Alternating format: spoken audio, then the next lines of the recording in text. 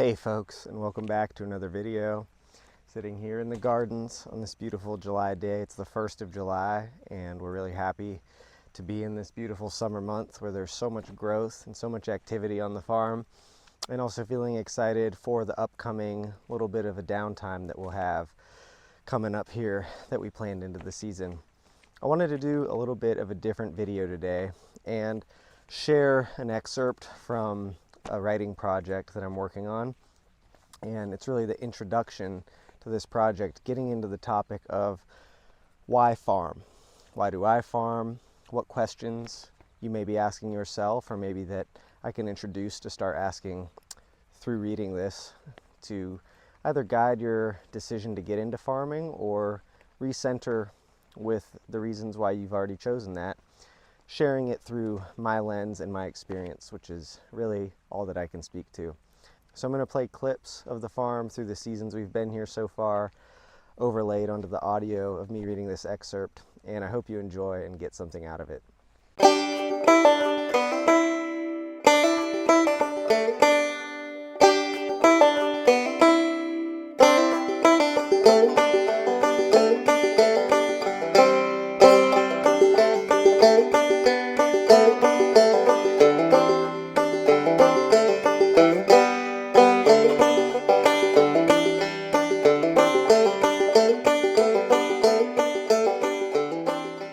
Experiences.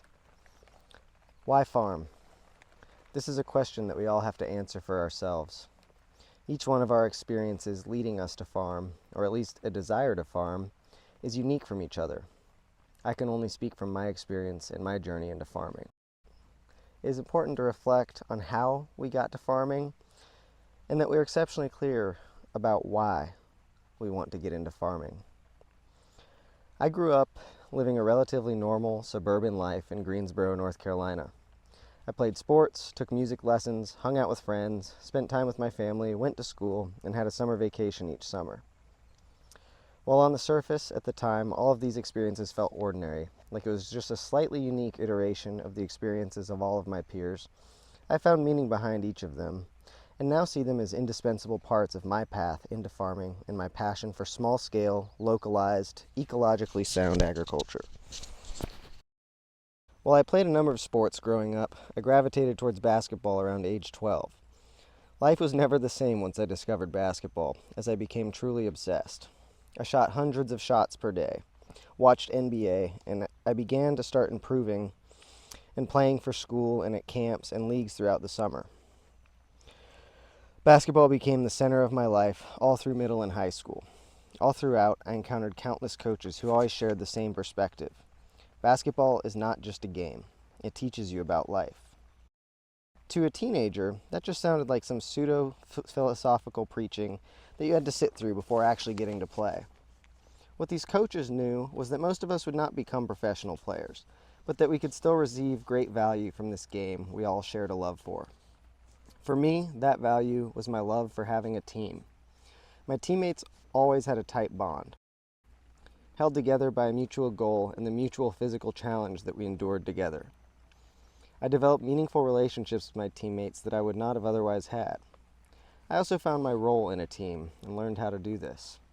Though I was not always the most skilled or athletic player on my team, I knew the game and was never shy about being a vocal leader and leading by example.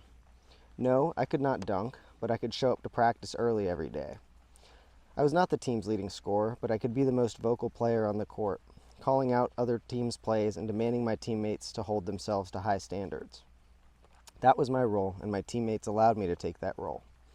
It gave me confidence to have a clear vision and to help organize others reach that vision.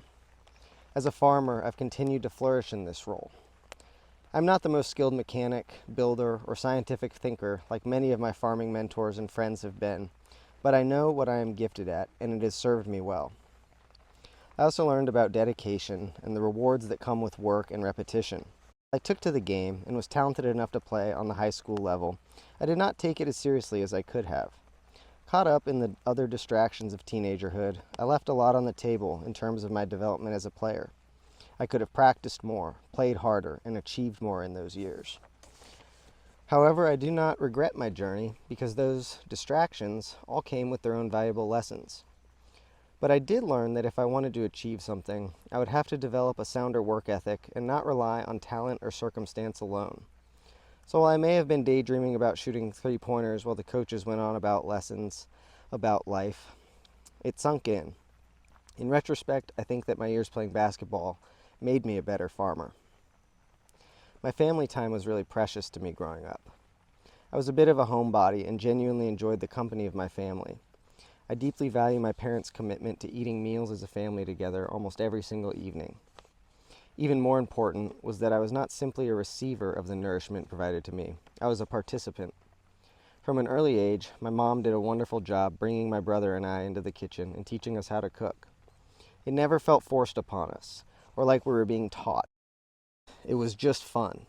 From as young as I can remember, I have memories of whisking batter, stirring pots, chopping onions, checking the stove. The kitchen was the centerpiece of the household, and I always felt ownership of that space. This proximity to my food must have sunken in on some deep level, because whenever people ask me why I wanted to start farming, my mind almost immediately goes to early memories of cooking and eating. While we didn't exclusively, or even mostly, purchase local food, we did take weekly trips to the farmer's market to get vegetables, meats, and other goods. This was another one of those important experiences my folks curated that really just felt like fun. Looking back, I didn't have anything close to an epiphany moment growing up, but I think that those experiences laid the foundation for a connection to food that ultimately led me to value food and the producers of it in a way that I otherwise may not have. My schooling was perhaps most far from the norm of any of my experiences growing up. After a brief stint in public elementary school, a memory that felt more like military training than scholastic enrichment, my folks enrolled me in a small Quaker school, New Garden Friends School. Quaker schools take many different shapes, and the one I attended was non-religious, but rather focused on a curriculum around Quaker values. We used the acronym SPICES to break down these values: simplicity, peace, integrity, community, equality, and stewardship. We spent time throughout the year discussing these values. To date, I cannot think of a more complete list of core values for me to live my life by. Like the basketball coaches' speeches, these talks felt lost on me, first as a child thinking about recess, and later as a teenager thinking about cute girls or whatever plans I had after school. But once again, in hindsight, they landed deeply. The school was very small. I never had a class size exceed 30. I graduated amongst a class of 13 seniors. In this tight setting, the school was a true community. Each person knew every other person relatively well, and we had to learn to live with one another's differences. Social norms like bullying and clique forming that are common in larger school settings were not tolerated and really not possible at New Garden. I learned through experience the value of small-scale systems, like the one that New Garden was operating. This school, being the anomaly that it was, often was regarded by students in other schools as not the real world. In their experience in school, the real world was harsh and mechanical in nature. Amongst 2,000 students, the system had no choice but to consider each student a unit. And living in the No Child Left Behind era, grades on standardized tests were the main currency. I had one teacher, coach, and mentor who would often tell us, "They are right. New Garden's not the real world. This is better than the real world, and you should aspire to emulate this in your life." At the time, I did not know exactly what he meant, but thinking of it now, I know exactly his point. He meant that at the large scale that society dominantly operates at, relationship and community are uneconomical, inefficient luxuries. He meant that operating in a functioning community was not going to be our dominant experience outside of New Garden. Ultimately, he meant that we should not strive to meet the expectations of the real world, but to rise above them in our own ways. That our time at New Garden could show that we could live in accordance with our true values, and that doing so would always be against the grain. Finally, I want to discuss our normal, not so normal family vacations. Every summer we would take a trip, more of a pilgrimage to Flathead Lake, Montana. Since my maternal grandmother was 4 years old in 1934, growing up in Butte, Montana, about 3 hours south of the lake, my family visited Flathead just about every summer. Both of my maternal grandparents grew up in Montana, and growing up, it always felt like a home away from home. Since my family arrived in the United States, disparate groups from Germany, England, France, Greece, and Scotland, we were the classic nomadic immigrants, moving about from one generation to the next. Montana was the one location that had true generational tenure in my family and that was palpably valued by my parents and grandparents. We would visit Flathead, not to jet ski and hike, shop and boat, like most folks seem to expect of a proper vacation. We would go just to visit a spot. Every year, we stayed in the same old cabins, just yards from the constant sound of water hitting shore.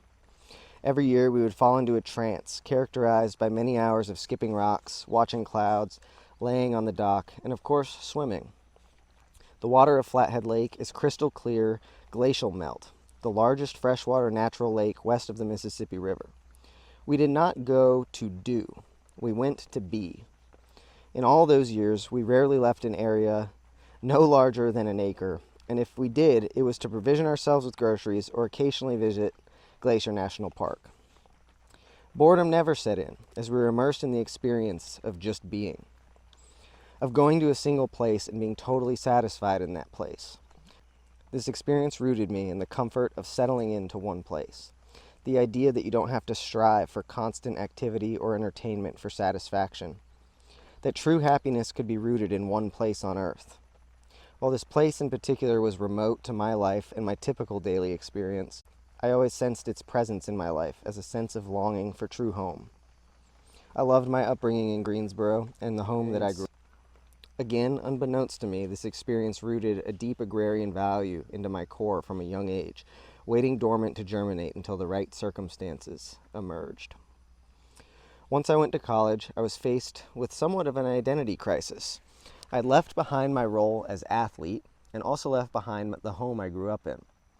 It did not take long to take to studies in ecology and biology. My time in Montana and some travels to South America piqued my interests in natural systems, animals, and plants, but I had an elementary knowledge of any of these things. My decision to major in ecology came from a place of pursuing my values. I never really cared about science for science's sake, but rather saw it as a means to get me outside, engaging with the natural world in a meaningful way. After my first year in school, I took up an internship at Timberlake Earth Sanctuary, a peaceful haven about 20 minutes east of Greensboro that was founded upon helping people develop a sense of the sacred, a sense of the profundity and omnipresence of the relationship between all beings. This internship was paired with a mentorship that I had the privilege of being the mentee in with the landowner, Carolyn Tobin. We'd sit down weekly and talk philosophy and ecology. In our conversations, I began to realize on a core level that there was no love inherent to science. The fact that there were biologists out there who learned about biological processes, not out of a deep-held passion, but for sometimes mechanical at best or sinister at worst purposes, was totally disillusioning for me. I continued to experience a chronic disillusionment with my peers in my chosen career path. I would spend days out in the field with other fellow young ecologists who no doubt cared deeply about their work and about conservation. Yet I would observe their lifestyles and food choices and be absolutely dumbfounded. Early in my learning about the ecological degradation associated with factory farming, I stopped eating industrially raised meat and switched only to local sources and attempted to purchase as much food as possible locally and in season. My experiences being in the field with career conservation biologists who would whip out their fast food, in my mind a force in the world directly opposing any attempt at ecological conservation or integrity, led me to seriously question this career path. It was not value-driven for my peers in the way that I craved to experience with my community of fellow Earth lovers. Simultaneously, my girlfriend at the time, and now wife, Lyric, and I had just moved in together into a small house on about 5 acres, just 15 minutes outside of Asheville. We had access to our own little rural homestead, and as soon as we moved there, we began planting seeds and raising chickens for eggs and rabbits for meat. We had no background, no knowledge, but we just got started anyway.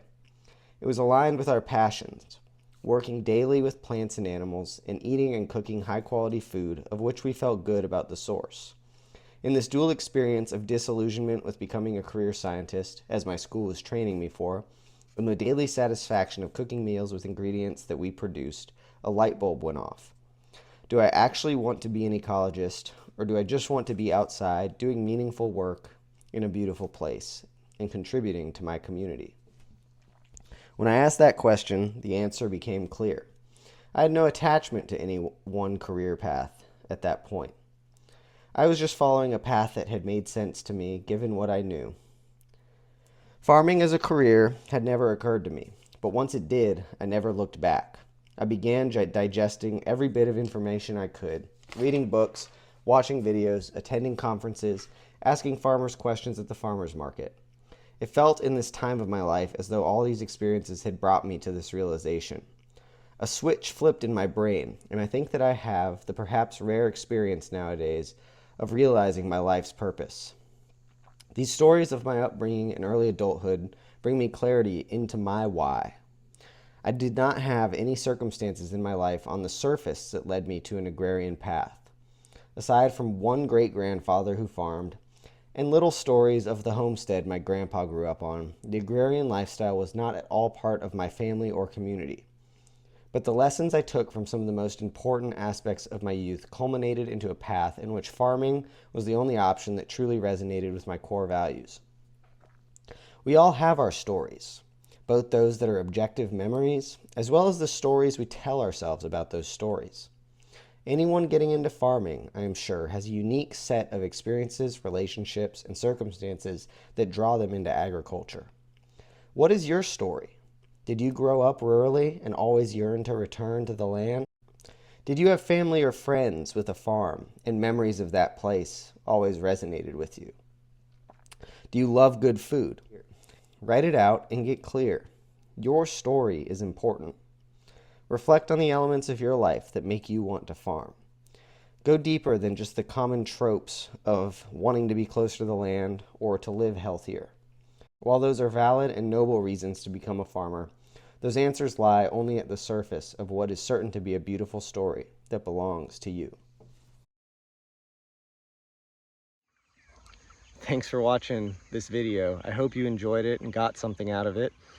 Let me know if you liked this style of video. It's different from what I've been doing, but I felt called to share in this way and hope that it inspires you to share your story or even put it down onto paper for the first time perhaps. Thanks again for watching. Please like the video, leave a comment, and subscribe to the channel if you haven't already, and we'll see you next time.